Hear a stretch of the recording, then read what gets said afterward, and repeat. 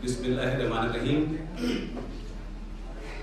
आज के प्रोग्राम के मुंतज़मीन अखिल जी, ब्रजेश जी, डॉक्टर कौशलिन जी और सिद्धार्थ सिंह जी, इस सभागार में बैठे हुए ख़वातीन व हज़रात, मेरे उम्र के और मेरे जवान साथियों, ये आजमगढ़ मेरी दूसरी यात्रा है और जब मैं पहली यात्रा में आया था तो मुझे याद है कि हम लोग एयरपोर्ट से यहाँ पहुँचे और उसके बाद सीधे मंच पे चले गए थे और जैसे ही सबके भाषण समाप्त हुए हम लोगों को तत्काल ट्रेन पकड़ना था, लिहाजा हम लोग रुके नहीं। निखिल और ब्रजेश ने ये शिकायत दिल्ली आकर मुझसे की कि आपको लोग सुनना चाहते हैं, आप एक बार दोबारा फिर आ जाए। तब मैंने कहा कि मैं आऊंगा और इस बार मेरी कोशिश होगी कि मैं मंच पे देर से न पहुंचूं, इसलिए मैं कल रात ही आपके शहर में आ गया था। मैं बड़ी तल्ख बातें करता हूँ इसलिए कि सब्जेक्ट को पूरे तरीके से उसका एकेडमिक वैल्यू क्या है, उसकी पॉलिटिकल वैल्यू क्या है, उसकी सोशल वैल्यू क्या है, अरुण जी से बेहतर देश में कोई नहीं बता सकता। मेरा कुछ चीजों में इसलिए अनुभव थोड़ा कड़वा है कि इस देश में एक जगह है अलीगढ़ मुस्लिम विश्वविद्यालय, आप तमाम सारे लोग जानते होंगे। मेरी तालीम और तरबियत, मेरे वालिद साहब वहाँ 1946 से बड़े अफसर थे। हम तमाम लोग वहाँ पैदा हुए, वहीं पढ़े और उस दौर में पढ़े जब कुरान मजीद कंपल्सरी था, 5वीं क्लास तक पढ़ने के लिए। मुझे इस बात का अब बड़ा गर्व होता है कि मुझे कुरान शरीफ बचपन में पढ़ा दिया था, लिहाजा मुझे कुरान शरीफ और इस्लाम को लेके कोई कंफ्यूजन नहीं है, एकदम थॉट मेरा क्लियर है। और शायद इसीलिए मैं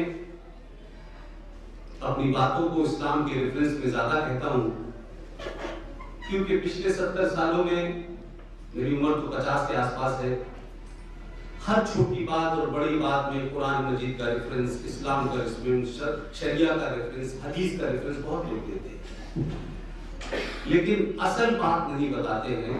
ज्यादातर हिंदुस्तान में मुसलमानों ने कुरान शरीफ को हरे कपड़े में लपेट के रख दिया है और जब भी उनको डराना होते हैं तो कुरान शरीफ में लिखा है। और मौलवी साहब जिस कुरान शरीफ की इंटरप्रिटेशन बताते हैं वो उनकी जाती नफरत हिंदुओं के प्रति ज्यादा होती है और कुरान शरीफ की इंटरप्रिटेशन कम होती है। आज से 2-3 बात अरुण जी की बात तो सिर्फ कहने के लिए मैं उसको आगे बढ़ा दूं, फिर मैं भूल जाऊंगा।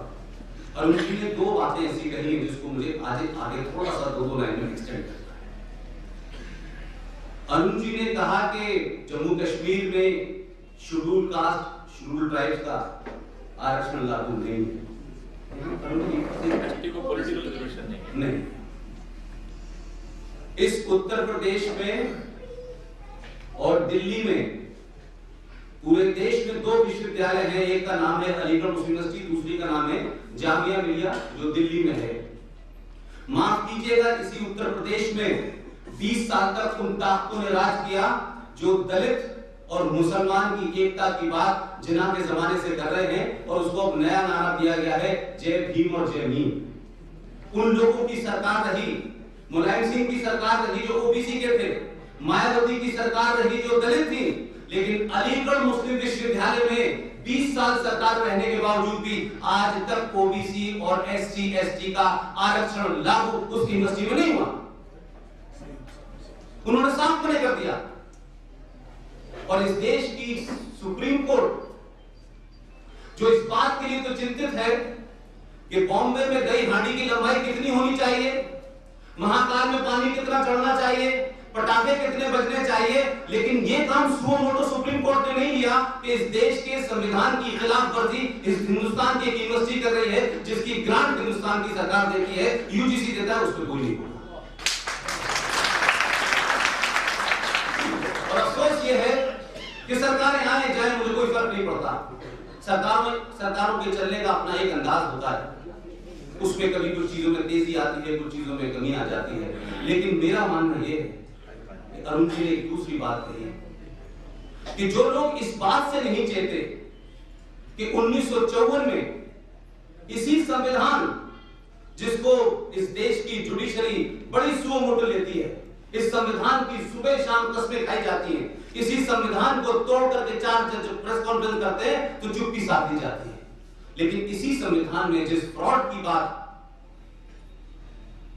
अरुण जी ने कही है कि 1954 में हुई, और उस 54 में करने के पीछे जो मंशा थी वो भी बताया कि जो 2.5 लाख परिवार थे वो कितने लाख हो गए, और एक खास मकसद से सोच समझ के दानिश्वर ने उसको ऐसा उलझाया कि आप आज तक उस धारा को, उस तथाकथित प्रेसिडेंट के ऑर्डर को हटा नहीं पाए।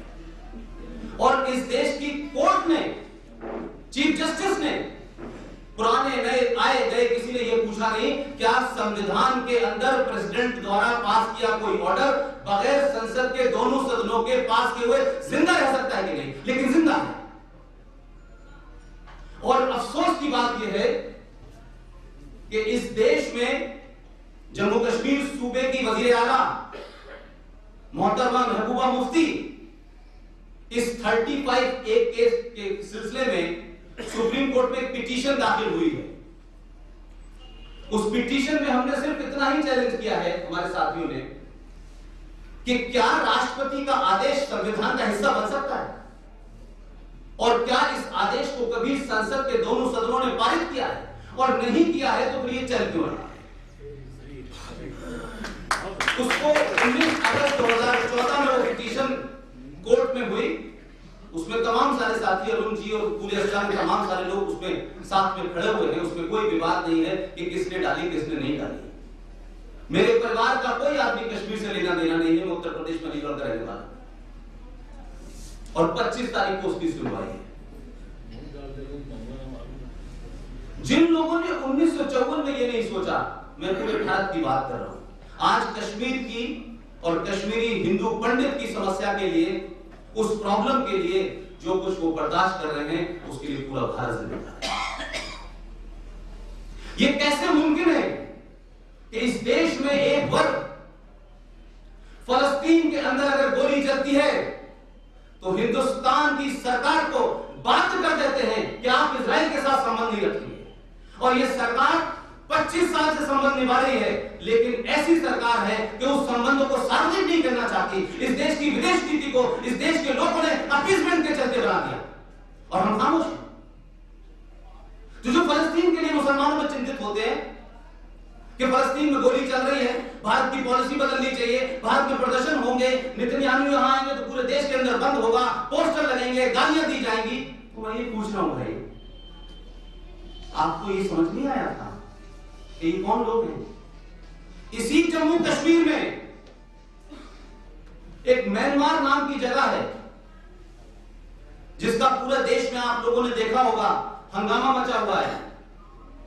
जो यहां से ईस्टर्न यूपी और बिहार से जो बेचारे मुसलमान पाकिस्तान गए थे, मेरा हेड ऑफिस कराची में है, और मुझे पिछले 12 साल में कोई 200 बार पाकिस्तान जाने का शर्फ हासिल।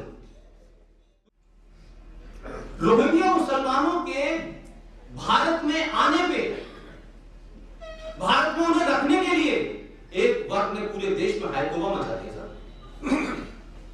बंगाल में नारे लग रहे हैं, आर्यन वापस जाओ, रोहिंग्या हमारे भाई हैं। जिन रोहिंग्या से तो कोई रिश्ता नहीं होगा उनका, उनके लिए उन्होंने भारत में ऐसा माहौल पैदा कर दिया कि आपकी सुप्रीम कोर्ट को कहना पड़ा कि भारत के संविधान में जो है मानवता सबसे ऊपर है, लिहाजा मानवता में सुप्रीम कोर्ट को रोहिंग्याओं के बारे में अपील दाखिल कर दी गई, और अब सुनवाई चल रही है। लेकिन उसी जम्मू कश्मीर में जिसमें 35A का नाम लेकर के 10 लाख हिंदुओं को आपने उनके वोटिंग राइट से, उनके अधिकारों से वंचित करा। उसी जम्मू कश्मीर में कहां म्यांमार है और कहां जम्मू है, 10,000 म्यांमार के लोग वहां आके रोहिंग्या बस गए, उनको राशन कार्ड भी मिल गया, उनको आधार कार्ड भी मिल गया। ये बगैर सत्ता और व्यवस्था के मिले नहीं मिल सकता। हम लड़ाई को सीधे लड़ना चाहते हैं, सीधी बात करिए। किसी को बुरा लगने लगता होगा, किसकी सरकार है मुझे उस पर कोई फर्क नहीं पड़ता, लेकिन आप बताएं मुझे कि हम अपने ही देश में अपने ही लोगों के, जिन पंडित कश्मीरियों और हिंदुओं को मारा गया, जिनको लूटा गया, जिनके साथ सब कुछ जघन्य अपराध हुआ, किसी ने बोला कि जो लोग यहां डिबेट में बैठकर बड़ी बड़ी बातें करते हैं, इस्लाम का, कुरान का, हदीस का, मोहम्मद साहब का सुबह शाम प्रवचन देते हैं, उनसे ये पूछिए कि कश्मीर की मस्जिदों का इस्तेमाल किसके हो रहा था? कश्मीर की मस्जिदों से नारे हिंदुओं के खिलाफ लड़ रहे थे कि नहीं लड़ रहे थे? कश्मीर में आतंकवादी शरण लेते थे कि नहीं लेते थे? लेकिन मेरा कहना यह है कि आप कश्मीर के अंदर जिन लोगों के बारे में आप बात कर रहे हैं, मैं इस बारे में कोई मेरा डाउट नहीं है कि कश्मीर का आतंकवादी, पाकिस्तान का आया हुआ आतंकवादी, महबूबा मुफ्ती, उमर अब्दुल्ला, फारूक अब्दुल्ला, ये अब्दुल्ला, वो मुफ्ती, ये सब एक प्लेटफॉर्म पर है। और ये सरकार की शक्ल में, चाहे वो कांग्रेस के साथ बनाए, चाहे बीजेपी के साथ बनाए, चाहे वो किसी के साथ बनाए, वो अपने एजेंडे से 1% भी आगे पीछे नहीं है। अगर कंफ्यूजन है तो आपको, इसीलिए इस देश में एक चुनी हुई वजीर आला जब 35A की सुनवाई हो रही थी और सरकार ने अपना पक्ष रखा और उनको यह लगा कि शायद सरकार जो है इस पे कोई किसी तरीके का आश्वासन नहीं दे रही है, तब भी हमने चैलेंज से कहा कि इसमें सरकार का रोल ही नहीं है। एक फ्रॉड संविधान के साथ किया है, संविधान के जजेस उस पर बात करें। अगर उनको लगता है कि ये ठीक है तो भारत सरकार को बात करे कि दोनों सदनों से इसको पास कराए ताकि ये लीगल हो जाए, और अगर ये इलीगल है तो इसको कोर्ट को बताए, इसमें सरकार क्या करेगी? ये कोई पॉलिटिकल इशू नहीं है। उसी 35A की जब सुनवाई चल रही थी तो इस देश के एक सूबे की वजीर आला ने यह कहा, और ये रिकॉर्ड पर है, क्योंकि हमारे देश में हिंदू समाज समय पे प्रतिक्रिया नहीं देता है और हम उस वक्त बड़े बड़े तर्क की बातें कर लेते हैं, महान बातें कर लेते हैं, इतिहास की बातें कर लेते हैं और अपने उस कावड़ एक्ट को छुपाने के लिए महानता की चादर ओढ़ लेते हैं। सॉरी, महबूबा मुफ्ती ने रिकॉर्ड पे कहा कि अगर 35A से छेड़छाड़ की गई तो जम्मू कश्मीर में तिरंगे को कंधा देने वाला नहीं मिलेगा। इस देश में कुछ नहीं हुआ, इस देश में कोई डिबेट नहीं है, इस डिबेट में सड़कों पे लोग नहीं निकले, लेकिन रोहिंग्या के लिए जिनसे कोई रिश्ता नहीं है, फलस्तीन के लिए जिनसे कोई रिश्ता नहीं है, आज तक मैंने नहीं देखा कि उनके बसाने के लिए तो चुपचाप 10,000 रोहिंग्या को आपने जम्मू में बसा दिया। किसने उनको आधार प्रोवाइड कराया? किसने उनको राशन कार्ड प्रोवाइड कराया? आप एक ऐसी व्यवस्था से, आप एक ऐसी सोच से लड़ रहे हैं, उनसे आप ये उम्मीद करते हैं कि वो माहौल को बेहतर बनाएंगे? जो उनके सामने पिछले 50 साल से रह रहे हैं, जिनको विधानसभा में वोट देने का अधिकार नहीं है, जिनको पंचायत में वोट देने का अधिकार नहीं है, उनको तो लीगली उन्होंने आने से रोक दिया है और इस देश के राष्ट्रपति ने वो फ्रॉड किया और इस देश की लीगल फ्रेटर्निटी ने उसको एक्सेप्ट किया और इस देश के लोगों को पता नहीं है कि 35A नाम के फ्रॉड के तहत आप कश्मीर की लड़की, अरुण जी अगर मैं गलत बोल रहा हूं तो मुझे बताइए, कश्मीर की लड़की अगर बाहर के लड़के से शादी कर ले तो उसकी नागरिकता भी खो जाएगी और उसको सारे अधिकार भी खो जाएंगे। लेकिन कमाल की बात यह है, वो कश्मीर की लड़की पाकिस्तान से शादी करेगी किसी लड़के से तो उस लड़की को भी नागरिकता मिल जाएगी। कहीं सुना है ये पाखंड आपने देश में? अब आप बताइए मुझे, अगर लोगों को नहीं पता तो इसमें पाकिस्तान जिम्मेदार है। हम अपने अधिकारों के बारे में जानते नहीं, हमारी प्रॉब्लम क्या है हम इस बात को जानते नहीं। इसलिए जो अरुण भाई बार बार कह रहे हैं कि हमारे देश में एक खास सोच के लोग जो पब्लिक में नहीं आते, वो नैरेटिव तय करते हैं कि क्या नैरेटिव होना चाहिए और हमारा देश उस नैरेटिव को लेकर दिन भर घूमता रहता है। जैसे उन्होंने नैरेटिव एक क्रिएट कर दिया है जिसके बारे में अरुण जी बार बार कह रहे हैं कि जम्मू कश्मीर जो है एक विवाद है, जम्मू कश्मीर एक विवाद है। अब पूरी इतना लंबा जो आप लोगों ने स्पीच सुनी तो आप लोगों को कम से कम ये समझ में आ गया होगा कि जम्मू कश्मीर में जो 15% इलाका है, उस 15% में भी 5 डिस्ट्रिक्ट हैं, उस 5 डिस्ट्रिक्ट में भी कुछ लोग हैं वो इस विवाद को और इस आतंकवाद को, इस अलगाववाद को चला रहे हैं। लेकिन इस भारत का मीडिया, इस भारत के दानिश्वर सबने कहा जम्मू कश्मीर विवादित है, विवादित है। और एक दूसरा चल रहा है कि जब भी बात होगी तो वहां के चाहे साबिक वजीर आला हो चाहे मौजूदा हो, स्टेक होल्डर की बात होती है। कौन है स्टेक होल्डर? XYZ हुर्रियत भी स्टेक होल्डर है, जिन्होंने इस भारत के संविधान को मानने से इनकार कर दिया, भारत की रिट को मानने से इनकार कर दिया, वो भी इस देश के अंदर जम्मू कश्मीर की बातचीत के स्टेक होल्डर हैं। मैं अभी पिछले दिनों 15 तारीख को हरियाणा में गया था, एक छोटे से चरखी दादरी के प्रोग्राम में मुझे बुलाया, मुझे बहुत ज्यादा पता नहीं था। हरियाणा स्टेट में अरुण जी कोई गांव ऐसा नहीं है जिसका बेटा जम्मू कश्मीर में शहीद होकर ना आया हो, कोई ऐसा गांव नहीं है। अभी शॉक, लेकिन कमाल देखिए कि जो भारत की रिट को चैलेंज कर रहे हैं, जो भारत के संविधान की धज्जियां उड़ा रहे हैं और उनके स्रोत का भी सबको पता है, वो कैसे बने, कहां से आए, क्या हो रहा है, ये सबको पता है, वो तो कश्मीर मामले के स्टेक होल्डर हैं।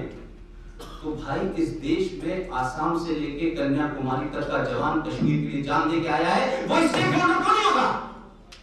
वो भी स्टेक होल्डर, उसकी भी राय ली जानी चाहिए। और कश्मीर के लोग करते क्या हैं? कितना पैसा अपने ही राज्य में अपनी इंडस्ट्री से, अपनी खेती से वो जनरेट करते हैं, उससे कितना बजट चलता है अरुण जी से बेहतर कोई नहीं जानता होगा। अगर भारत के माइनस कश्मीर, भारत के तमाम सारे लोगों का जो टैक्स पेयर का पैसा है उसका हिस्सा कश्मीर को जाता है, और जो चावल आप 150 रुपए किलो खरीदते हैं वो 5 रुपए में इसलिए मिलता है कि आपके टैक्स से उनको पाला जा रहा है। वो कहते हैं कि ये भारत स्टेक होल्डर नहीं है। अरे हर दिन तुम्हारे कपड़े पहनने, उठने, बैठने में हमारा पैसा लगा हुआ है, हम स्टेक होल्डर हैं, हम क्या करेंगे? कश्मीर का क्या होगा? आप कैसे तय करेंगे भाई? आप देखो,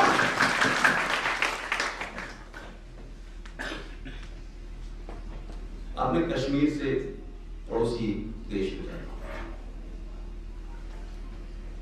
2014 की घटना है। ये महज इत्तेफाक है कि कोई 12 साल से सरकार ने मुझे परमिशन दी हुई है और मैं उस जॉब को कर रहा था। जब मैं पिछली बार आया था आजमगढ़, तब मैं पाकिस्तान की जो नौकरी कर रहा था उसको 12 साल हो गए थे। लेकिन इस बीच में गलती से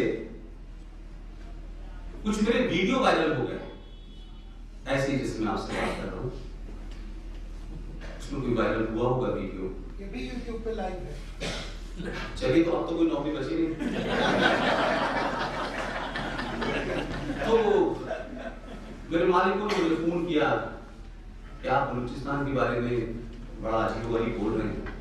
मैंने उनसे दो कहा कि आज से 12 साल पहले हमारे और आपके बीच में एक ही समझौता था कि हिंदुस्तान से खबर आपको चाहिए होगी, जिसके लिए आपने मुझे रखा था, क्योंकि आपको लगता था कि हिंदुस्तान में हिंदू कम, तुम जानते हैं, इस्लाम को कम जानते हैं, और मैं अलीगढ़ का हूं और आप मेरठ से माइग्रेट हुए थे, तो आपने रखा था, तो खबर तुम्हें देता था आपको।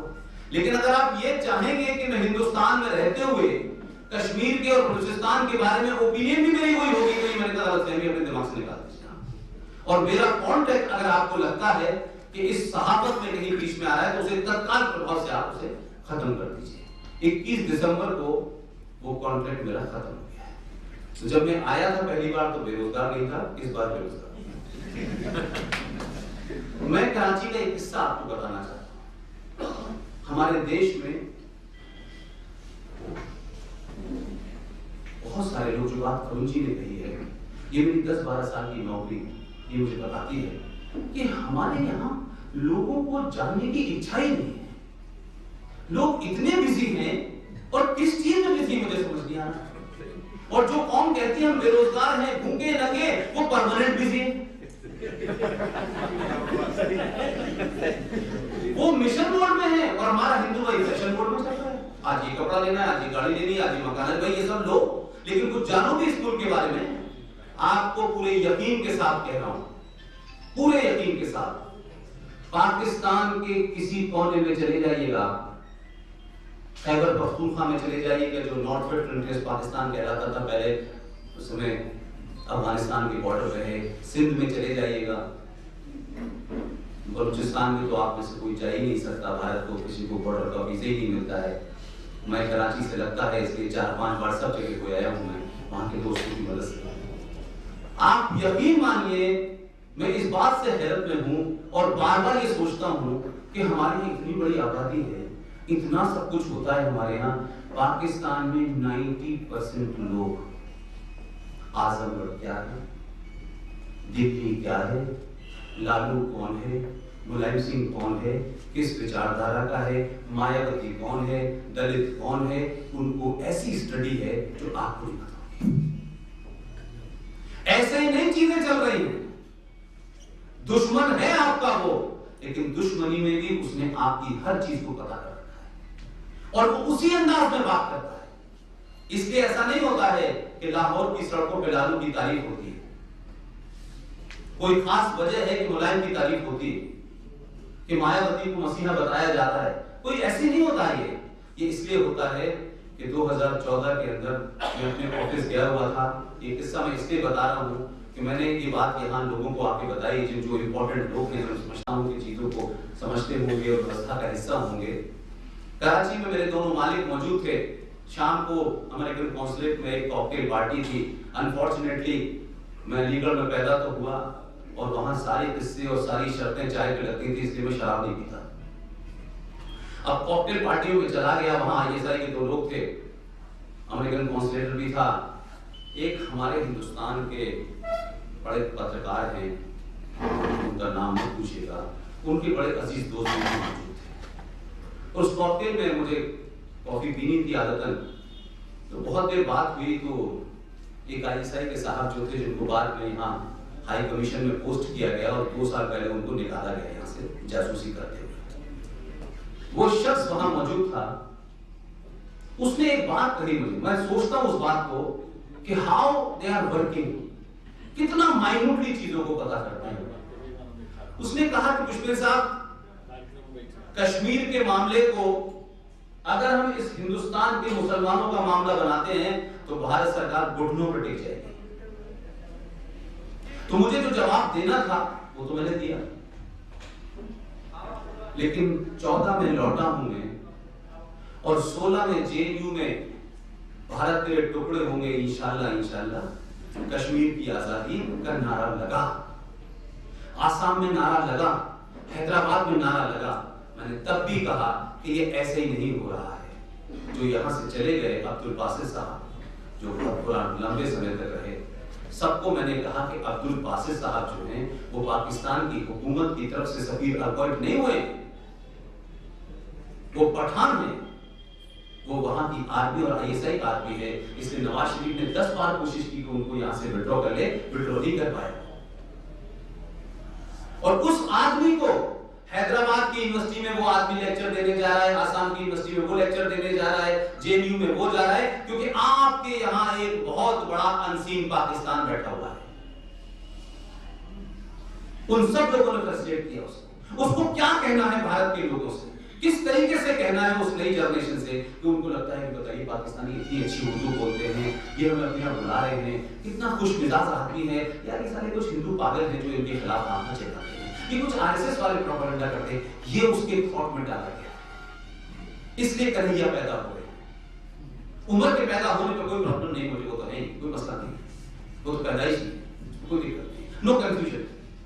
ये जो लड़ाई है आपकी, इस लड़ाई को आप कैसे लड़ेंगे, ये युवा कैसे लड़ेगा, समस्या आपको पता है, लड़ना कैसे है। इसीलिए मैंने अपनी बाइट में भी वो टेलीविजन वाले आए थे, मैंने कहा ये 56 का सामना करने के लिए भारत की फोर्स बनी हुई है भाई, वो फौजी मार रहा है, वो उनको उसका काम मार देगा। लेकिन इस देश के टेलीविजन में, डिस्कोर्स में, डिबेट में, सेमिनार के अंदर इतने मुखौटों के साथ में बुद्धिजीवी आतंकवादी हैं, उन्हें आप नहीं परास्त कर पा रहे। और ये इंटेलेक्चुअल टेररिस्ट कहीं लेफ्ट का, कहीं मॉडरेट का, कहीं एक्टिविस्ट का ऐसा ऐसा चेहरा लगा के आते हैं और आपके बीच में पूरा नैरेटिव बना देते हैं।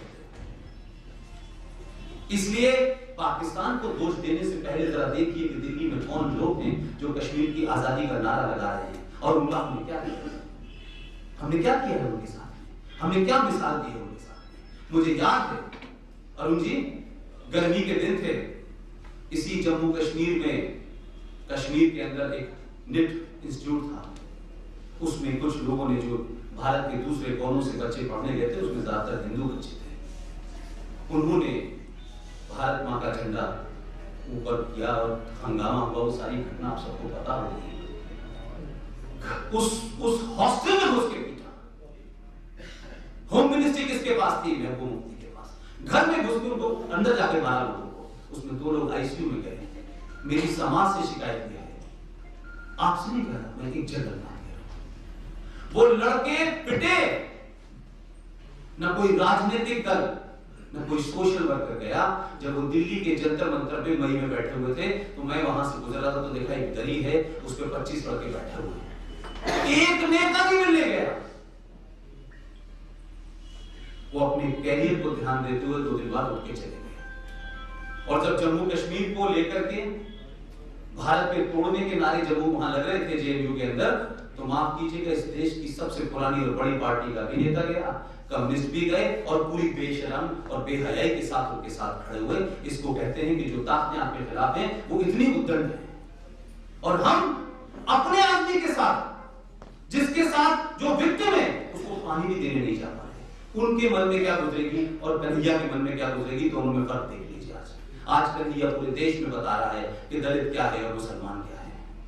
हम अपने देश को नहीं बता पाए कि जिन्ना साहब का जो फलसफा था कि दलितों का और मुसलमानों का गठजोड़ हो, उसकी सिर्फ एक ही मिसाल देता हूं, मुझे नहीं पता आप में से कितने लोगों को होगी, और वर्तमान में उस नारे को बदल के अब जय भीम और जय भीम का नारा दिया जा रहा है। महाराष्ट्र में जो हो रहा है, ये बढ़ेगा आगे। इसकी प्लानिंग कहां हो रही है? जहां मुझे बताना, मैं बता चुका हूं इसकी प्लानिंग कहां हो रही है और कितनी बारीकी से हो रही है।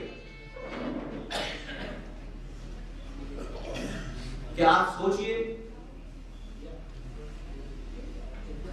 कि जब भारत आजाद हुआ अरुण भाई, तो एक बंगाल का एक मुस्लिम लीग का लीडर, हिंदू दलित मुस्लिम लीग का लीडर, जब भारत पाकिस्तान बटा, तो जिन्ना साहब उसके कंधे पे ऐसे हाथ रख के ले गए जैसे आजकल कुछ लोग जिग्नेश के कंधे पे हाथ रखा है। तुमको, हमारे भाई को, तुम्हारे और हमारे साथ तो मुश्तरका तौर पे इस हिंदू कम्युनिटी ने अत्याचार किया है, तुम्हें भी लड़ना है, हमें भी लड़ना है। उसको लेके गए, वो पाकिस्तान का पहला लॉ मिनिस्टर बना, उनका कॉन्स्टिट्यूशन लिखा उसने, और तमाम सारी चीजों के बाद उस आदमी के साथ जो व्यवहार किया कि वो मायूस होके, फ्रस्ट्रेट होके उसको 56 में भारत आना पड़ा, और उसने कहा अपने कलीगों से कि 15% दलित पाकिस्तान में थे विभाजन के बाद, जितना रेप मुसलमानों ने उनके साथ किया है। एक लड़की की शादी किसी मुसलमान ने, पठान ने, उसे ये शेख ने दलित के साथ नहीं की, और मेरा इस्तेमाल किया गया। और उसने अपनी किताब में आखिर में ये लिखा कि मुझे अपने जीवन की सबसे बड़ी भूल है। वो आदमी भारत आता है और एक फ्रस्ट्रेशन की जिंदगी में, कब वो जोगेंद्र नाथ मंडल, पाकिस्तान का पहला लॉ मिनिस्टर, इस भारत में मर जाता है, पता नहीं चलता। और हमसे पूछिए, हम 70 साल से दलितों के अत्याचार को दुनिया को बता रहे हैं। हमारे देश का भी लॉ मिनिस्टर पहला एक दलित ही था। क्यों? जिसे क्या संविधान के निर्माता कौन थे? एक हमारी दोस्ती थी दलितों के साथ, जिसको आज भी लोग चैलेंज कर रहे हैं कि कोई इस देश की सड़क और मोहल्ला नहीं है जहां अंबेडकर जी की मूर्ति कॉन्स्टिट्यूशन लिए उल्टे हाथ में उनका ऊपर खड़े ना हो। आज अंबेडकर जैसा दलित, जिनकी पत्नी भी ब्राह्मण थी, ब्राह्मणों ने अपनी लड़की भी उनको दी, उनको सम्मान भी दिया, भारत रत्न भी दिया। सुबह से लेकर शाम तक इस देश में पॉलिटिकल पार्टीज में से शायद ही कोई ऐसा होगा कि अम्बेडकर का नाम न लेता होगा, और कोई गलती से सार्वजनिक सभा में अम्बेडकर की शान में कोई गुस्ताखी कर दे तो उसको आधे घंटे बाद माफी मांगनी पड़ती है।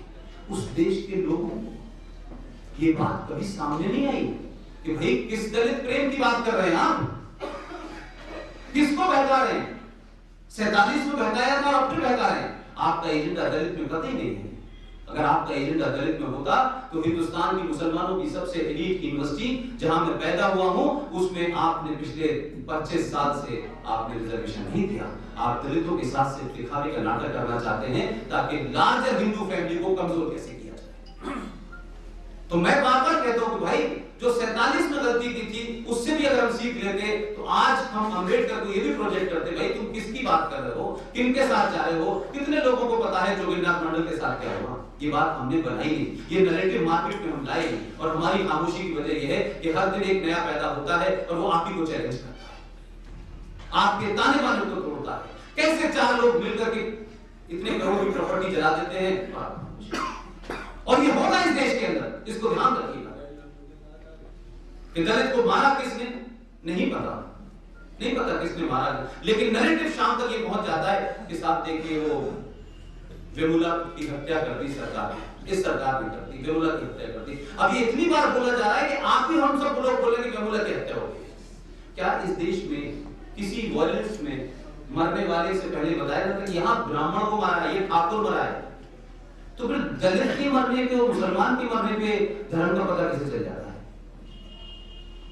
और पाखंड देखिए इस देश का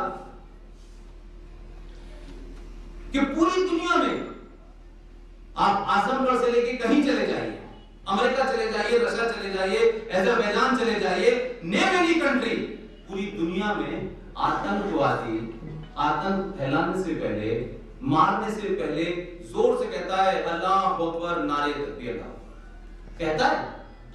कोई उसमें उसको कोई शक शुबा नहीं है, कोई वो अपोलोजिस्टिक नहीं है। मैं मानता हूं बहादुर आदमी कम से कम जो है मन में वो कह रहा है, लेकिन हमारे देश का पाखंड देखिए। सरकारों की अपनी मजबूरियां होती हैं, सरकार संविधान के हिसाब से चलती है, बहुत बात कह सकती है, बहुत नहीं कह सकती है, लेकिन मुझे और आपको किसने रोका है? वो मर जाता है,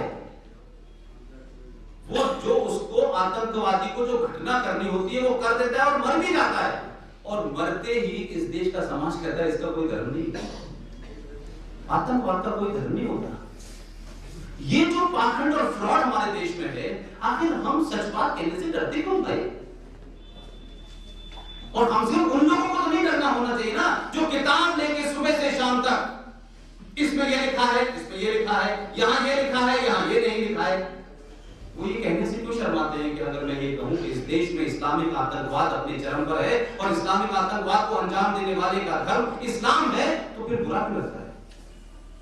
ये क्यों नहीं कहा जाता? ये नैरेटिव हम क्यों नहीं डेवलप कर पाते? अमेरिका का प्रेसिडेंट कहेगा, इजराइल का प्राइम मिनिस्टर कहेगा, तो हमारे देश की जनता भी कह सकती है ना, इसमें क्या दिक्कत है?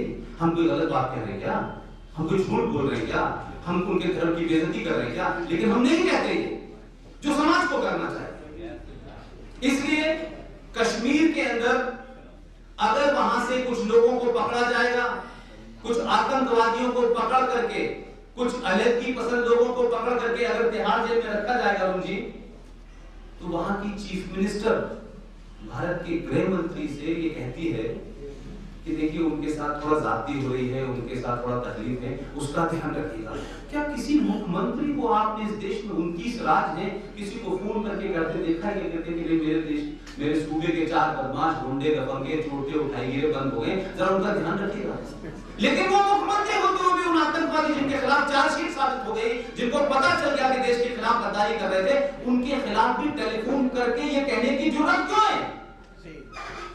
सवाल मेरा ये है भाई, हम संविधान में बैठ के नहीं कह सकते, संविधान से हट के नहीं कह सकते, लेकिन आपका दुश्मन खुले तौर पे संविधान को हाथ में लेके अपने एजेंडे को लागू कर रहा है, तो आपकी सुन ही नहीं रहा। मैं ये कहना चाहता हूं, मेरी समाज से जो शिकायत है वो ये है कि आप दूसरे को गाली दे लीजिए, अपनी जिम्मेदारी से बरी हो जाइए। पाकिस्तान ने ये कर दिया, पाकिस्तान ने ये कर दिया, पाकिस्तान ने, ठीक है, पाकिस्तान का काम है, करेगा भाई, उसने तो मना नहीं किया। वो कभी इस बात के लिए आपसे उसने झूठ नहीं बोला। और इसकी मैं तारीफ करता हूं कि पाकिस्तान की जो फॉरेन पॉलिसी है वो कंसिस्टेंट है, कोई उसमें जेर जबर का और किसी नुक्ते का फर्क नहीं आया उसमें। उन्होंने कभी नहीं कहा कि भारत को वापस लेना है, उन्होंने कभी नहीं कहा। कुलदीप ने यह लिख के मर गए, लिखते लिखते थक गए इस बात को कि एक बड़ा वर्ग इस देश के अंदर और पाकिस्तान के अंदर, आप में से बहुत कम लोग गए होंगे, वहां तमाम ऐसी सभाओं में, डिबेट के अंदर खुले रूप से बात होती है, कोई शर्माता नहीं है। हमारे लोग डिबेट में भी कहने से शर्माते हैं भाई। वो खुले रूप में कहते हैं कि हिंदू मुगलों का गुलाम था, अंग्रेजों का गुलाम था, वो जब जा रहे हैं तो सत्ता हिंदुओं को क्यों लेके जा रहे हैं? ये सत्ता तो हमें मिलनी चाहिए, हमारा हक है। इसीलिए कुछ मौलाना टेलीविजन पे बैठ करके औरंगजेब को कहते हैं कि वो हमारा वली अल्लाह है भाई। इसलिए आप इतने सारे लोगों को, जिनको आप पिछले 50 साल से ये पढ़ाते रहे कि ये आक्रांता हैं, ये लुटेरे हैं, ये रेपिस्ट हैं, ये तमाम सारे लोग हैं, लेकिन फिर उनके नाम से सड़कें क्यों हैं इस देश में भाई? ये किस जनरेशन को कुंठित करने के लिए वो सड़कें बनाई गई हैं कि आप सड़कों पे चले, औरंगजेब है, इसने मेरी मां, नाम, दादा, दादा पर दादा का घर लूटा था, उनकी इज्जत लूटी थी, आज इसके नाम से सड़क है भाई। क्यों है ये सड़कें भाई?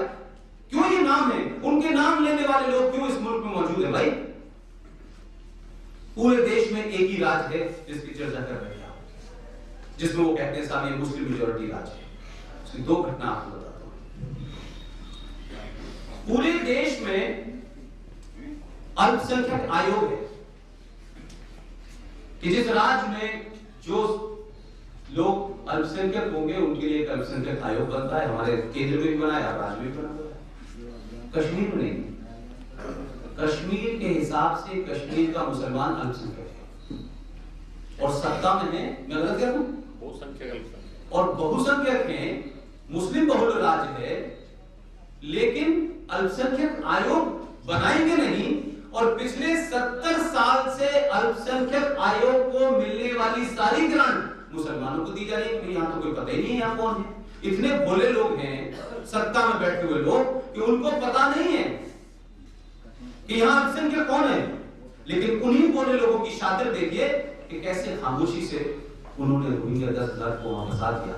और क्या इस देश में कोई चर्चा हुई? इधर सुप्रीम कोर्ट ने एक अड़ंगा लगाया है, वो यहाँ है, जब तक नहीं उनकी यथास्थिति रखो, यथास्थिति के लिए वो यहाँ बैठे रहेंगे, यहाँ से उनके लिए शायद लगाती रहेगी, ये यहाँ से हिलेगा नहीं, वो कहाँ जाएंगे, कैसे जाएंगे, वो सेटल हो जाएंगे, क्योंकि उनको सेटल करने के लिए इस देश की व्यवस्था में लोग बैठे हुए हैं। आपको लड़ाई अपनों से लड़नी है, पड़ोसी से नहीं लड़नी है। पड़ोसी की दुश्मनी साफ पता है, वो क्या करता है वो भी पता है। मैं इसलिए बार बार कह रहा हूं, इस मुल्क में कई हजार पाकिस्तान है, इस मुल्क में कई हजार सलाउद्दीन, इस देश के अंदर कई सैयद अली शाह है। ये दो चार नहीं है। मैं अपनी बात को शॉर्ट में सिर्फ यही कहूंगा कि वो दिखाई दे रहे हैं आप जिसे लड़ रहे हैं। इसीलिए मैं कह रहा हूं कि ये देश एंटी नेशनल्स, एंटी इंडिया, गद्दारों, बुद्धिजीवी, इंटेलेक्चुअल टेररिज्म का शिकार है। जब तक आप उनको चैलेंज नहीं करेंगे, 2 4 10 को मार दीजिए, 50 को मार दीजिए। मेरा मानना है कि अगर टेररिज्म यहाँ है तो वो खतरनाक है। जिसने हथियार उठा लिया वो तो दिखाई दे रहा है, हमारे देश के अंदर हर कोने जगह पर मिल जाएंगे, वो बहुत बड़ा खतरा है। लिहाजा कश्मीर के 27 साल या 28 साल शायद जो होने जा रहे हैं, मैं आप सबसे ये दरखास्त करूंगा कि आप कुछ भी करें, 24 घंटे में से 23.5 घंटे कुछ भी करें, लेकिन मुझे जो यहाँ के बारे में ब्रजेश भाई ने और निखिल ने जो बताया है कि ये आजमगढ़ की पहचान कुछ और थी, कुछ घटनाओं से कुछ और हो गई है। मैंने इनसे ये दरखास्त की है कि अपने देश के, अपने आजमगढ़ के क्या समस्याएं हैं जो देश को कनेक्टेड हैं, उसके बारे में कम से कम लोगों को पता चल जाए। और मेरा अपना जाती तौर पे मानना यह है कि आप समस्या कितनी बड़ी है छोटी है उसको छोड़ दीजिए। अगर आप फैक्चुअल बात समाज के सामने रख दें ये समाज में इतनी ताकत है कि ये अपने आप खड़ा हो जाएगा, अपने आप दबाव बना लेगा। वो बताने की जरूरत नहीं है कि आप सेमिनार करिए या नहीं करिए, लेकिन अगर समाज इस बात से अनभिज्ञ है कि उसको ये पता ही नहीं कि कश्मीर में हो क्या रहा है।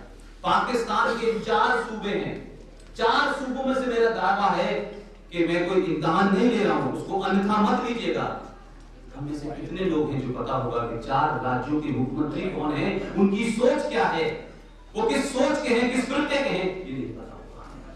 इसलिए हम जब डिजाइन करेंगे तो हमको पता ही नहीं होगा कि वो क्या रहा है। सिंध में चले जाइए आप, सिंध के मुख्यमंत्री के घर भी रहा हूं मैं, जो वर्तमान है, और उनके कई सारे लीडर हैं। कराची के अंदर बहुत सारे हिंदुस्तानी मौजूद हैं। 27 से 28 हजार उन हिंदुस्तानी जो यहां से गए थे उनका कत्ल वहां किया गया, मारा गया। लेकिन भारत के मुसलमानों की मुनाफत की पराकाष्ठा देखी। जिनके रिश्तेदार, जिनके भाई बंधु डायरेक्ट इनडायरेक्ट जो कराची गए थे यहीं से छोड़ के, उनके मरने पे भी जुलूस नहीं निकाल रहे, लेकिन रोहिंग्या के लिए जुलूस निकाल रहे। ये अजीबोगरीब बात है भाई। सिंध में आप बैठे होंगे और कोई सिंधी आएगा आपके पास, वो अगर उम्र में रिश्तेदार, वो आएगा आपके पैर छुएगा और कहेगा जय साईं। अभी आपको बड़ा शौकी लगेगा, वहां बड़ा रूटीन में है। And I was also amazed कि ये कैसे हो रहा है। तो उनके एक मुख्यमंत्री थे, उनकी वाइफ का इंतकाल हो गया था, उसमें गया था। तो मैंने जब उनसे पूछा तो उन्होंने एक बात बड़ी मजे की। उन्होंने कहा कि देखो ऐसा है कि सिंध, बलूचिस्तान और खैबर पख्तूनख्वा ये सब यहाँ मुसलमान तो हैं, लेकिन इनके इस्लाम से पहले इनकी जो एथनिक आइडेंटिटी है वो बड़ी स्ट्रॉन्ग है। लिहाजा ये जय साईं कहने से इनका इस्लाम खतरे में नहीं पड़ता है, और वो हमारे लिए ज्यादा प्राइड की बात है। ठीक है, नमाज पढ़ते वक्त हमें इस्लाम याद आता है, यही स्थिति पेशावर में है। और बलूचिस्तान का तो आपको पता ही है कि वहां स्थिति क्या है। हमारे खैबर पख्तूनख्वा के बहुत सारे साथी कहते हैं कि काश हमारा बॉर्डर बांग्लादेश की तरह हिंदुस्तान से लगा होता तो हम इस जलालत की जिंदगी से कब के बड़े हो चुके होते, लेकिन हम उन चीजों को टैप नहीं करते। आप पाकिस्तान के बारे में 6 महीने तक सिर्फ ऐसे मान लीजिए कि बचपन में 2 दोस्तों में कुट्टी हो जाती है, 6 महीने तक अगर आप नहीं बोलेंगे ना कुछ भी, पाकिस्तान में खाना जंगी होगी, खाना जंगी, लोग सड़कों पे मारेंगे। 7-7 महीने की तनख्वाह सरकार के पास पैसा नहीं है देने के लिए, 7-7 महीने की तनख्वाह का पैसा नहीं है। उनकी स्थिति यह है कि इस्लाम के 5 नियम हैं, उसमें से ज्यादातर लोग आप जानते हैं। उसमें एक नियम ज़कात का भी है कि अपनी जो टोटल अर्निंग है उसमें से 10% आपको गरीबों को देना। ये जो इस्लामिक मुल्क है, इनके यहाँ गरीब नहीं बेचारा। अब गरीब नहीं है तो इस्लाम के मानने वाले उनको ज़कात निकालनी है, तो वो ज़कात देगा। तो पूरे इस्लामिक मुल्कों को एक ही कूड़ा घर नजर आता है जिसका नाम है पाकिस्तान, वो वहां डाल देते हैं। तो ज़कात भी डालते हैं और ईद बकरा ईद की खान भी डालते हैं। और ये जो आपको नजर आते हैं ना, ये मौलाना पगड़ी वाले बड़े बड़े जमात इस्लामी और फलानी मंजिल और फलाना, वो ये जितने भी नजर आते हैं, इनकी दुकानें उस ज़कात की कमाई से चलती हैं। और उसमें समस्या ये है कि पाकिस्तान को अपने लीगल बजट जो होता है उस बजट से 4 गुना पैसा उस मुल्क में ऐसे ही आता है।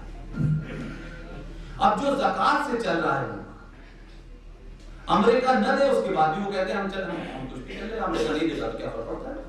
उनको फर्क वाकई नहीं पड़ता है कि उनको भी एक कूड़ेदान चाहिए था इस्लामिक मुल्कों को, और इस कूड़ेदान ने भी कहा कि हम सबसे सुनहरे और खूबसूरत इस्लामिक मुल्क इस कूड़ेदान के लिए बने हैं, आप आइए हमारे पर डालते जाइए कूड़ा, हम तो इसको भी चाहते खुश हो जाएंगे। तो ये आतंकवाद की जो फैक्ट्री पाकिस्तान में है, उसके पीछे पैसे का एक बहुत बड़ा है। और वो इंडस्ट्री इसीलिए है कि वो है तो पैसा आ रहा है, और पैसा आ रहा है तो आतंकवादी तो करना है, उसमें कौन सी बड़ी फर्क पड़ रही है। मैं चमन बॉर्डर की एक घटना बता के अपनी समस्या अपनी बात खत्म करता हूं। अफगानिस्तान और पाकिस्तान के बीच में एक बड़ा, मतलब आप कह सकते हैं कि बहुत ही ज्यादा जिसे कहना चाहिए हॉट प्लेस है, उस जगह का नाम है चरमोली। वहां अलाउ नहीं जाना। हमारे ऑफिस में भी कई मित्र हमारे ऐसे हैं जो आईएसआई में उनके पिताजी वगैरह हैं। तो जिस सरबजीत की मौत हो गई, उस सरबजीत की मौत से 1 महीने पहले मैं मिल गया था। जिन पाकिस्तानियों ने ये जो एक जहाज आपका हाईजैक किया था, IC-18 अमृतसर से वहां गया था, वो तीनों कंधार वाला, वो तीनों हाईजैकर कराची की एक मस्जिद में नमाज पढ़ते हैं और उनके ऊपर एक ISI का इंस्पेक्टर रखा हुआ है कि ये वहां से बाहर नहीं जाने चाहिए। अब आप बताइए, जिस कौम की सत्ता, जिस देश की सत्ता अपने देश के लोगों को बचाने के लिए इस हद तक जाती हो कि उन्होंने कहा भाई आप खाना पीना खाइए, मस्जिद में रहिए, बकवास कम करिए, बस यहाँ रहिए। आपके यहाँ होते तो टांग देते। उस देश में सत्ता और व्यवस्था का परोक्ष किस तरीके से टेररिज्म को बढ़ावा है, ये इस बात को समझें। पूरे पंजाब जो प्रांत है, जो पंजाब है पाकिस्तान का, उसमें अगर आतंकवादी घटना, छोटी सी बताता हूँ, ये बाघा बॉर्डर है जहां से मुझे जाना होता है, वहां बाघा बॉर्डर क्रॉस करते ही वहां बहुत सारी दुकानें थी जो अक्सर बॉर्डर पे होती है। हमारे अमृतसर की साइड में भी बहुत सारी दुकानें हैं जो छोटी छोटी सिगरेट चाय वगैरह पीते हैं। उसमें जुमन साहब थे, तो मेरे ऑफिस की गाड़ी कभी उनके पास आके खड़ी होती थी जब मैं क्रॉस करता था। एक दिन पता चला कि यार वो कोई बाघा बॉर्डर के पास में धमाका हो गया है और उसमें काफी सारे लोग मारे गए। तो आप यकीन मानिए वो घटना घटी तो मुझे जुमन साहब का ख्याल आया कि पता नहीं वो जिंदा होंगे। मुझे 3 दिन बाद ही जाना था। पाकिस्तान ने उस घटना के बाद पूरा जो उनका वहां से लेकर सारी दुकानें थी सब समाप्त, और मेन बॉर्डर यानी जो आपका चेक पोस्ट है वहां से लेकर 2 किलोमीटर आगे लगा वहां कुछ और हो गई, कोई सिविलियन आएंगे नहीं। यानी अगर मुझे चलना है तो 2 किलोमीटर तक मेरी गाड़ी को स्पेशल परमिशन लेके आनी होती है, क्योंकि मीडिया के तो लेके जा सकती है, तो नहीं जा सकती। ये जो ज़कीउर रहमान लखवी है, ये हाफिज सईद है, आखिर पाकिस्तान सरकार इनको सजा क्यों नहीं देना चाहती? कभी सोचा आपने? ये दोनों पंजाब यूनिवर्सिटी के स्टूडेंट थे, दोनों पंजाबी। पाकिस्तान में पंजाबी आतंकवाद और पठान आतंकवाद में फर्क है। और वो इसीलिए बता रहा हूं मैं आपको कि एक नाम आपने भारत में सुना होगा, उनको भारत रत्न भी दिया गया, खान अब्दुल गफ्फार। वो पश्तो के बड़े लीडर थे। जब कराची में पहली असेंबली हुई अरुण जी, और वो सामने बैठे हुए थे असेंबली में, उस वक्त के जो प्राइम मिनिस्टर थे, उनकी स्पीच मेरे पास रिकॉर्डेड नहीं है, लेकिन पाकिस्तान के उसमें मिल जाएगी आपको। उन्होंने कहा ये जो गद्दार बैठा है, सबसे पहले असेंबली की कार्रवाई शुरू होने से पहले इस गद्दार को बाहर निकालो। और वो दिन सोचिए और आज का दिन सोचिए कि आपको याद होगा कि ज़ियाउल हक के जमाने में जब रशियन फोर्सेस अफगानिस्तान में आई थी और वहां एक पूरा ट्रेंड खड़ा किया अमेरिका की मदद से कि भाई ये तालिबान को पैदा किया जाए। आप बताइए 110% वो तालिबान कौन था? वो पठान था, जो बहादुर था, जिसका भारत से कोई झगड़ा नहीं था। उन पे आरोप ये है कि ये प्रो इंडिया लोग हैं, ये भारत के साथ अच्छे रिश्ते रखते हैं। उन लोगों के बच्चों को, 14 साल के बच्चे को, 10 साल के बच्चे को एक 3500 की एक बेल्ट आती है, वो आप में से किसी ने नहीं दी। भारत के रुपए की कीमत हमारे 6 रुपए या 6.5 रुपए उनके 10 रुपए के बराबर है। 3500 की वो बेल्ट मैंने अपनी आंखों से देखी है। वो बेल्ट बच्चे को पहनाई जाती है। चमन में जो मस्जिद है उसमें पूरी नमाज पढ़ते हैं और बाकायदा ये अनाउंसमेंट होता है, फलाने जनाब वल्द फलाने फला जगह के रहने वाले अल्लाह की राह में खुशकत हमले के लिए सरहद पार जा रहे हैं, आमीन होता है। और उस बच्चे को कंधों पे बिठा के गेंदे की बालों की फूला पहना के बाद जाते हैं और बॉर्डर पे छोड़ देते हैं और वो बटन ऑन कर देते हैं, सिर्फ वो बच्चे को हाथ लगाना होता है और वो जाता है। वो उसको कहां फटना है कहां नहीं फटना है उसको नहीं पता। ये जो अक्सर आप सुनते हैं 10 लोग उड़ गए 5 लोग उड़ गए, ये 10 साल के उस बच्चे को इस्तेमाल करते हैं क्योंकि उस पठान के बच्चे से नफरत है।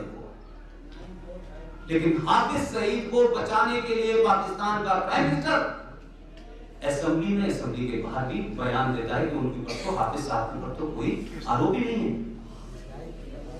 तो पंजाबी आतंकवादी फौज का दमाद है। इसलिए 27,000 मुसलमानों के मरने के बाद कराची में कोई ये पूछता नहीं है क्या इतने बड़ी संख्या में लोगों को मारा जा रहा है, किसी के पेट में दर्द नहीं होता। पूरे खैबर पख्तूनख्वा को आपने बर्बाद कर दिया। और बलूचिस्तान की कहानी किसको नहीं पता कि पूरे पाकिस्तान का जो ज्योग्राफिया है, पूरे पाकिस्तान का, उस जमीन का सिर्फ 48% हिस्सा जो है वो बलूचिस्तान एक राज्य के पास है, लेकिन पॉपुलेशन सिर्फ 5%। और वहां जिस तरीके से मारा जाता है आप इमेजिन नहीं कर सकते, क्योंकि हमारी संस्कृति में उस किस्म की विवश चीजों को आप सोच नहीं सकते। आप जवान लड़कों को मारते हैं, जवान लड़कियों को मारते हैं और हेलीकॉप्टर ऊपर ले जाते हैं और वहां से नीचे लाश गिराते हैं ताकि टेरर क्रिएट हो जाए। हमारे देश के अंदर अभी तक मुझे नहीं लगता, इवन कश्मीर में भी जहां हमारे जवान मारे जा रहे हैं, हमारे लोग मारे जा रहे हैं, जहां 3 लाख पंडित हिंदू जो है वो देश से बाहर जा रहा है। अरुण जी, आज भी हमारे यहाँ आई टू आई गोली नहीं चली है, आई टू आई गोली नहीं चली हमारे यहाँ। ये जो लोग भी मारे जा रहे हैं इनकाउंटर में मारे जा रहे हैं। लेकिन पाकिस्तान में एक ऑपरेशन चल रहा है, ज़र्ब-ए-अज़्ब। ज़र्ब-ए-अज़्ब का मतलब समझते हैं? ज़र्ब-ए-अज़्ब का मतलब है मोहम्मद की तलवार। और वो मोहम्मद की तलवार किस पे चल रही है? किसी काफिर पे नहीं चल रही। स्वात, कराची, फाटा, इन इलाकों में आप जहाज से बॉम्बिंग कर रहे हैं।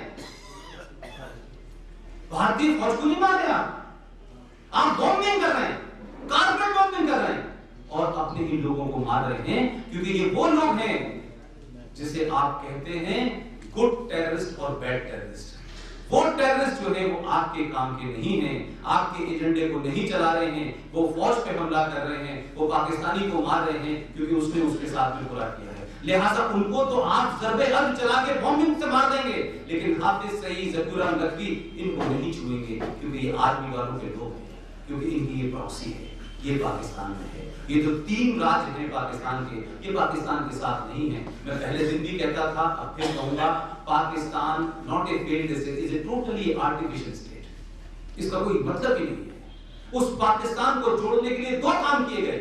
जिस बुनियाद पे पाकिस्तान बना वो सब जानते हैं कि टू नेशन थ्योरी क्या था। वो टू नेशन थ्योरी सबको पता है कि 71 में चौपट हो गई। सबको पता है कि इस्लाम के नाम पे जब मुल्क बना तो बांग्लादेश किस तरीके से क्यों अलग हुआ। ये सबको पता है कि पंजाबियों के डोमिनेशन ने एक बंगाली की जीत को स्वीकार नहीं किया और उसको सत्ता देने से मना कर दिया, और उसके बाद आंदोलन हुआ और ईस्ट पाकिस्तान जो है वो बांग्लादेश बन गया। वही पंजाबी जो आईएसआई में भी 100% है, जो फौज में भी 100% है, जो सत्ता में भी 100% है, व्यवस्था भी उसके पास है, और जो उनकी पूरी मजलिस शूरा जिसको वो नेशनल असेंबली कहते हैं, उसमें 242 में से 147 सीटें पंजाब सूबे की। अब आप बताइए कहां से सिंध के लोग कभी प्राइम मिनिस्टर बन सकते हैं? एक बन गया था, उसके बाप को सिर्फ इस खता पे मारा, जो ऑफिशियल केस है मैं उसकी बात कर रहा हूं।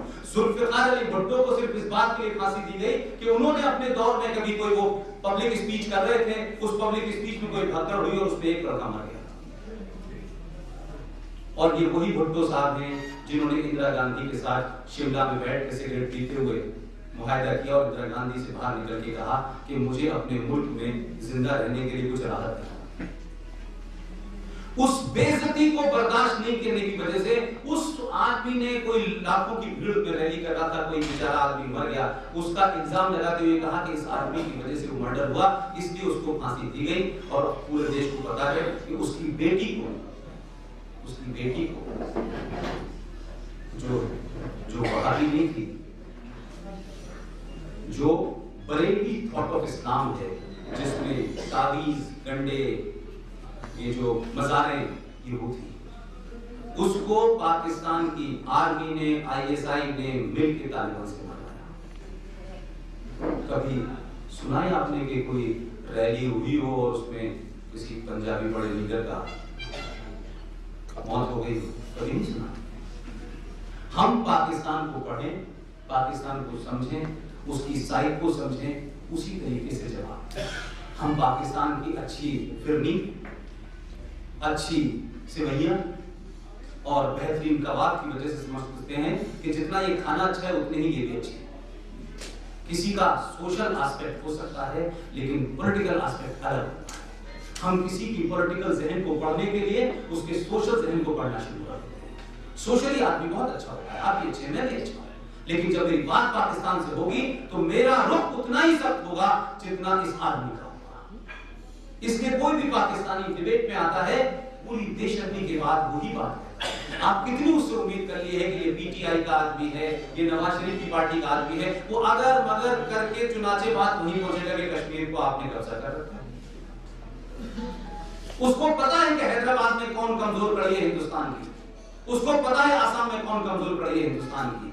अगर कश्मीर के मामले को, एक अपनी बात समाप्त करता हूं, कश्मीर के मामले को इस देश की 125 करोड़ जनता ने अगर उसे अपना नहीं समझा, अपने देश के हिस्से को फिजिकली मत समझिए, उसमें रहने वाले लोगों को अपना समझिए भाई, और उनके लिए आवाज ऐसी उठाइए कि जिस रोहिंग्या के बारे में बेचारे यहाँ के मुसलमान नहीं जानते, उनको भी नहीं पता कि कोई उनके बारे में आवाज उठा रहा है, लेकिन इस देश की सत्ता और व्यवस्था के ऐसे हालात कर दिए कि रोहिंग्या इस देश से कम आज की डेट तो नहीं निकला है, कल का भगवान जाने, सुप्रीम कोर्ट का फैसला देखिए। लेकिन जिस दिन आप ये तय कर लेंगे कि कश्मीरी पंडितों के लिए पूरे देश में ये माहौल हो जाए कि लोगों को लगे कि इस देश का हिंदू जो है उस हिंदू के लिए चिंतित है, जो हमारे बीच में अपने ही देश में, ये दुनिया का ऐसा मुल्क है कि जहां अपने ही देश के लोग जो हैं एक शरणार्थी की स्थिति में रह रहे हैं और उनकी बात को फैला नहीं पा रहे हैं, उस पर दबाव नहीं बना पा रहे हैं। आपकी चुप्पी से इस देश के मुट्ठी भर लोग जो हैं वो आपको डराते हैं और आप डर जाते हैं। आप कुरान शरीफ पढ़िए, समझिए, और जिस दिन समझ जाएंगे वो दिन फिदाई बन जाएंगे। इसलिए अगर टेलीविजन पे तस्लीमा नसीम ये कहती है कि problem is in the book, तो हमारे टेलीविजन का एंकर कहते हैं no no no no, Islam is peaceful religion. जिस बेचारे ने कुरान शरीफ को हाथ में देखा नहीं, वो तस्लीमा नसरीन से बहस करके कह रहे हैं no no it's a religion of peace. वो कहती है no it's not a religion of peace. वो इतनी बड़ी दानिश्वर है कि किताब लिख चुकी है, मुसलमान है, लेकिन उसके पढ़े हुए कुरान को भी हम मानने को तैयार नहीं है, क्योंकि वो नैरेटिव हमको महान नहीं बनाता है। क्योंकि नैरेटिव में हमको महान बनना है। नहीं नहीं नहीं, वो भी पीस है, ये भी पीस है, फलाना पीस है, ढिमाका पीस। अरे सच को सच का, उसमें पीस का क्या मतलब है भाई?